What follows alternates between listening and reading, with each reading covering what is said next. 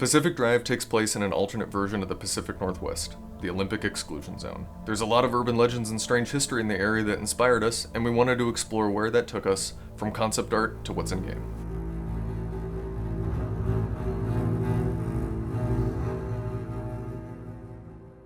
What works in our original concept is the twisting of the familiar. The surreal quality of the world is what leaves a distinct impression. Early in its history, the Olympic Peninsula was very much as you'd expect, but at a certain point things drastically changed, and as you explore, you get to figure out how. It's these mysterious changes that help build our world and establish our setting. They keep you on your toes, and they'll prevent you from knowing what's around the next corner of the road. When it comes to the Pacific Northwest and the Olympic Peninsula, there is so much that comes to mind that matches with Pacific Drive. The deep forests, the moody rain, feeling of isolation when you're out in the wilderness. For the game, we took these elements and not only reinforced them, but built them up with unexplainable anomalies, monolithic ruins, and the stories of the people that live there. Hi, my name is Jacob, and I'm the foreground art lead for Pacific Drive. I built the tools and items that you find out in the zone, but my biggest contribution is the station wagon that's keeping you alive. We wanted the car to feel nostalgic, but also reliable. We went with an 80s inspired design on the car for this reason. The wood paneling, chrome hubcaps, and long hood all contribute to that.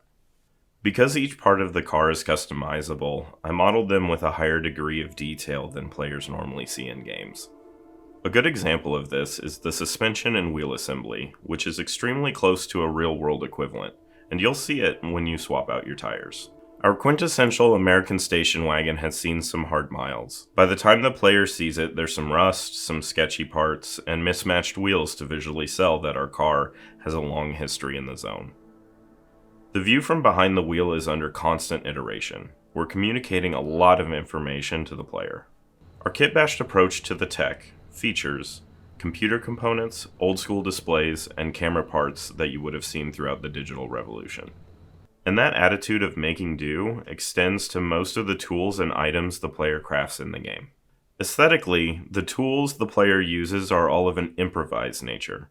They shouldn't feel complete or finished, but functional enough to get the job done. A great example of this is the battery pack, which can be used to jumpstart the car, or give it some extra juice while out on a run. It's clearly made up of an old wooden toolbox, whatever cables are laying around, and a half-exposed battery. In any working garage, this might be a major hazard, but out in the zone, it works just fine. One of my favorite tools to use, the scrapper, consists of a pull-string motor powering a spinning metal cylinder, which features rusty, bolted-on teeth. There's clearly no room for any refinement, so your trusty C-clamp serving as a handle will have to make do. When a player crafts these tools, we're showing quite clearly that you will need to improvise and slap together whatever you can find to survive in the zone. Keep an eye out for that extra scrap of metal or a little duct tape. It could make all the difference during your next successful run.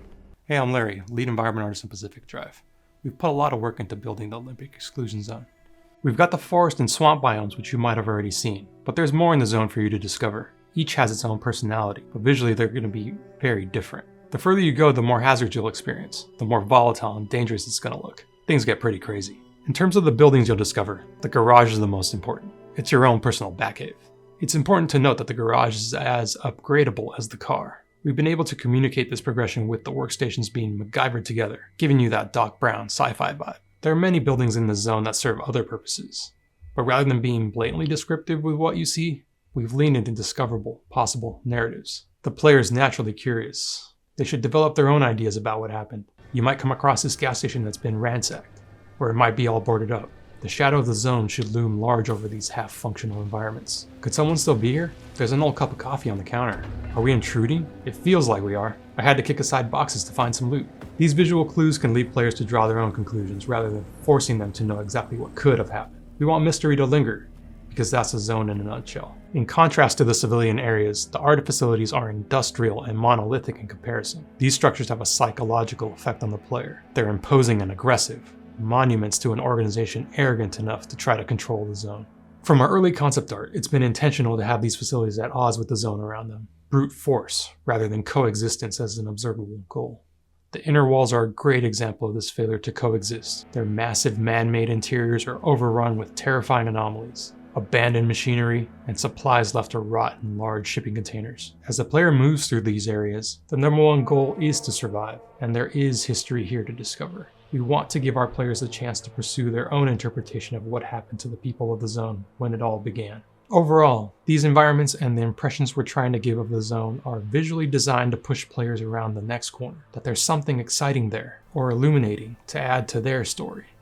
As we began to see the Olympic Exclusion Zone take shape, we started to find that our own ideas of the Pacific Northwest coalesced into something new and never before seen. That's what we wanted to have happen for Pacific Drive. It's a surreal and twisted version of our recognizable world, one that has its own interesting stories to uncover, but is also alive and filled with the unexpected. The zone is its own character in the game, and our players will get to create their own stories as they explore it.